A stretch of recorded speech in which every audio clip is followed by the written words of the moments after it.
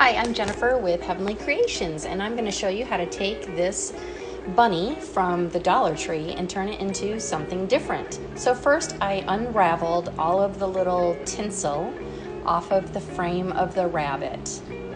You'll see that the back side of the rabbit's head actually comes off, but no worries, because we're going to take some jute twine and tie the two pieces back together, and that's going to be your starting point.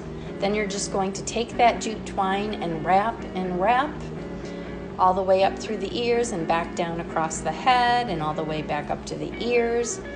And then this is what it will look like when you have finished wrapping it all up.